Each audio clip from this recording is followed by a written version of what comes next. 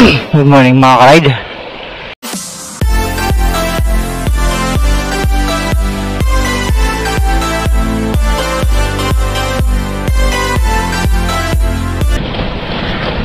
Kagandahan, yung mga good side nga, ika nga, saka bad side, ang mga ipa ay talagang matipid siya. Ngaso nga lang, talagang paghahandaan mo rin pag mag-maintenance ka na. Pero matagalan naman yan eh. Hindi naman yan basta-basta na masisira. Katulad ng mga China, yung mga Chinese motor, talagang hindi mo asahan. Sa akin since na wala tayong pambili ng mga branded, sa kanong time na yun talagang kailangan na natin magmotor dahil nga, di ba, traffic, gagastos ka talaga ng oras. Kaya yun, saka ano pa sila, hindi pa masyadong mahigpit. Ayan, 3 months pa lang, wala na, hindi na gumagana yung digital niya. Naka-digital na siya eh. Oo nga, so hindi nagana. Ang bilis na sira. Tapos wala pang isang taon wala na, ng time na ginagamit ko siya, hindi umaandar. Walang hiya, 2 beses hindi umaandar. Buti na lang may mga kapatid tayong mga mototaxi like Angkas saka si Joyride, tinulungan tayo. So kung wala, tulak. Pero yun nga, talagang naswertihan lang tayo.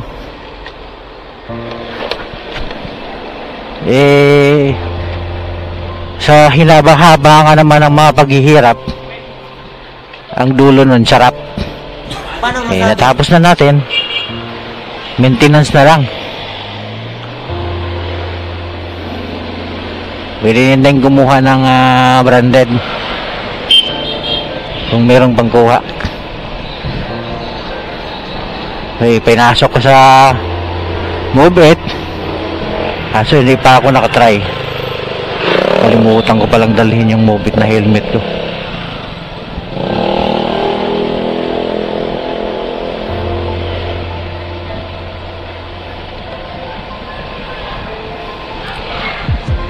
Buti ngayong oras walang traffic, mga ganitong oras dito. So General Luis talagang tagaptak na yung pawis mo dahil sa traffic. May arko na, Mindanao Avenue. Ay, wala nakita, bago lang ata itong arko dito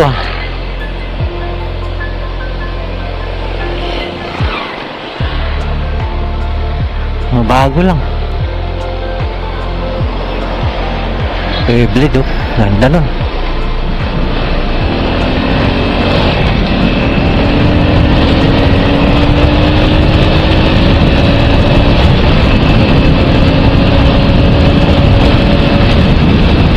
Yung mga Kaylis, ayok rin yun.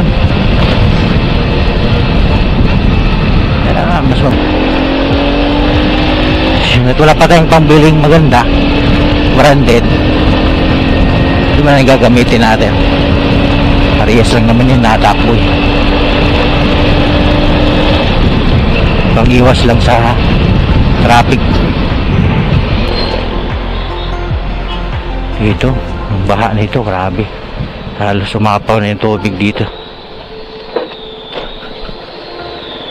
Halos lalabas na sa ito yung negosyo dito. Ang galing nung may-ari ng siya junk shop. Siguro yung hindi pumasok, siguro yung gilid ng bahay niya sa kanya. Galing talagang may pera talaga sa junk shop. May pera sa basura pala, sorry.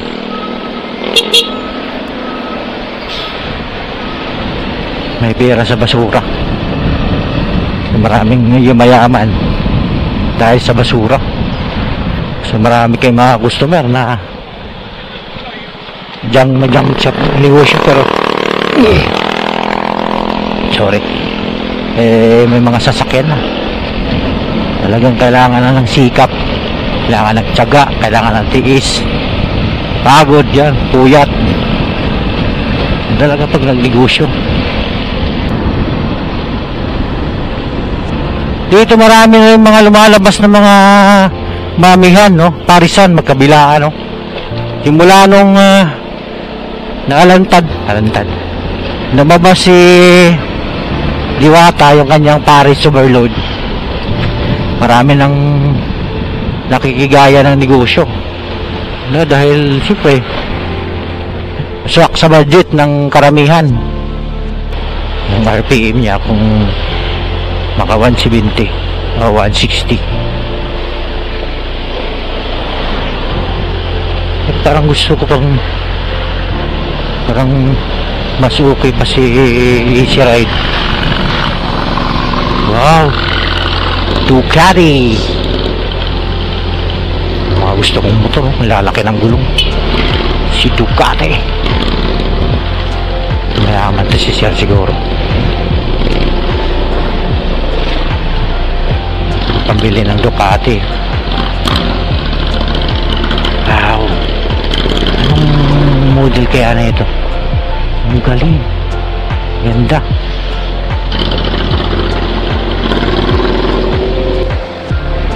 Si Boss Red, sabi niya nag-umpisa sa mag-vlog, yung kanyang motor ay Rossi. So, hanggang binilan na siya ng nanay niya, siguro may kaya din sila. So maging yung sikat na motovlogger dito sa atin nag-umpisa sa Rossi. Imagine nyo, ngayon marami ng mga big bike.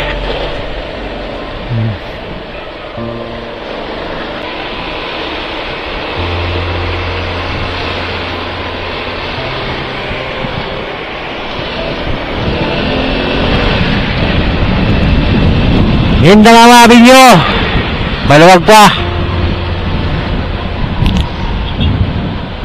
So bakit yung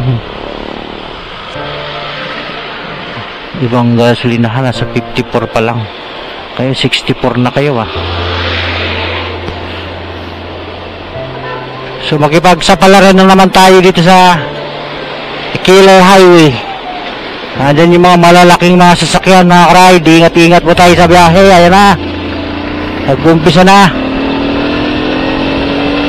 labasan ng mga malalaking sasakyan. Ayan na, ayan na. Katakot.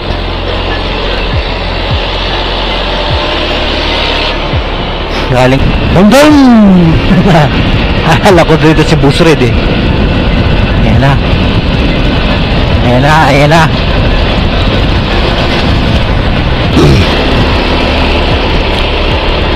Dito sa tuwing alas 10, mamaya pag alas 10, sana yung mga laking mga sasakyan. Kasi tapos na yung cooling.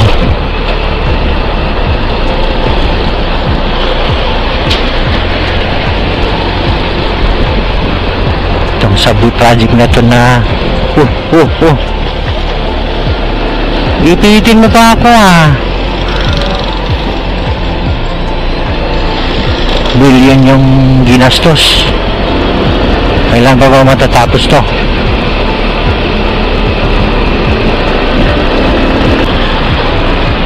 Ano, abot na dito. Pwede na dumaan dyan. Kan siya yung susunod na sirain dyan Yari kayo, mandahan na kayo. Kayo yung susunod na sisirain. Dahil sa proyekto na to, naming wala sagasaan. Baging naming mga negosyo na matatamaan. Ayan, mga ganyan. Paano yun, subway? Ibig sabihin, maglagay siya ng istasyon sa taas. Malamang, alam naman. Halimbawa, North Avenue, So maglagay sila ng ano dun sa North Avenue sa taas. Pagbaba mo, akit ka na sa North Avenue. Ganun siguro. Eh, sabi ng Pangulo, 2029 magagamit na yung parte ng subway. So, 4 na taon pa. 2024, 5 pala. 5 taon pa bago magamit. Nako. Medyo tagal-tagal pa. So, ito yung solusyon daw. Solusyon daw sa grabing traffic, matinding traffic dito sa atin. So, meron ng MRT, LRT. Mas tumindi yung traffic. Lalo yung sa PNR, nakatagal-tagal, 2029 pa rin. Yung taon. Maraming mga commuters na naapektuhan. No, may libo-libo yung sumasakay ng PNR. Ito lang yung sa tingin ng ating pamahalaan na solusyon para sa matinding traffic natin. So, ganun pa rin. So, ang ano lang, mga commuters lang parang pinabilis. Pero yung mga sasakyan, ganun pa rin. Habang kasi tumatanda yung ating bansa, yung ating mundo, mas lalong nag-i-involve, lalong mga gustong mabago yung ating bawat pamahalaan o bawat bansa para maiangat, no, yung distrito ng ekonomiya o yung ika nga transportation, no? Kasi sa ibang bansa ang ginagawa nila mga flyover, no, yung nga subway sa China. So yung subway sa China yan, matagal na yan, no? Ngayon pa lang inumpisahan sa atin. Kung subway na yan, ngayon pa lang inumpisahan sa atin. So mayaman tayo eh. Kaso nga lang yung mga namumuno walang ibang iniisip kundi sarili nila. Kaya tayo, yung mamamayan, mas lalong naghirap. Yung pangako lang kapag nangangampanya, mabaga nga advocacy. Katapos pag nakaupo na, wala na.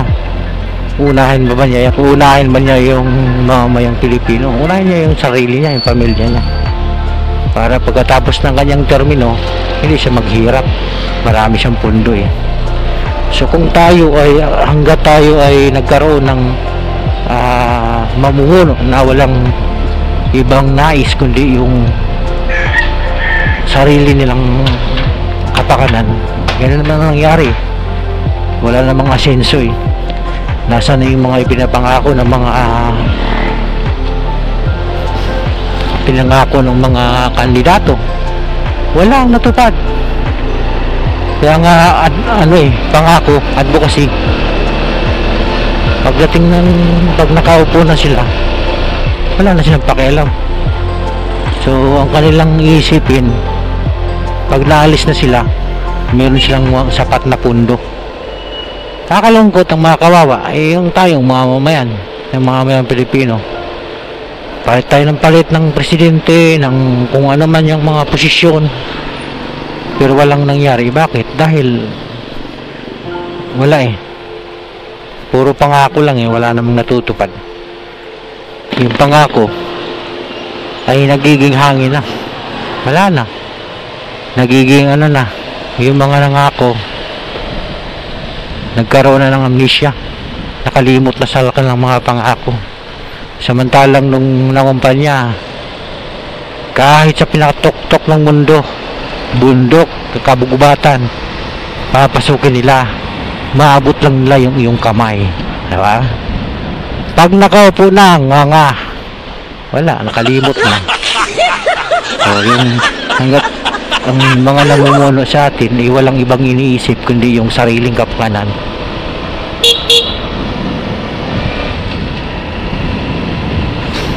wala. problema, walang solusyon yung problema natin. Yan talagang katotohanan. Yan yung reality. Ay, yan lang mga ka-ride. Maraming salamat. Napahaba tuloy yung ating kwento. Bye bye.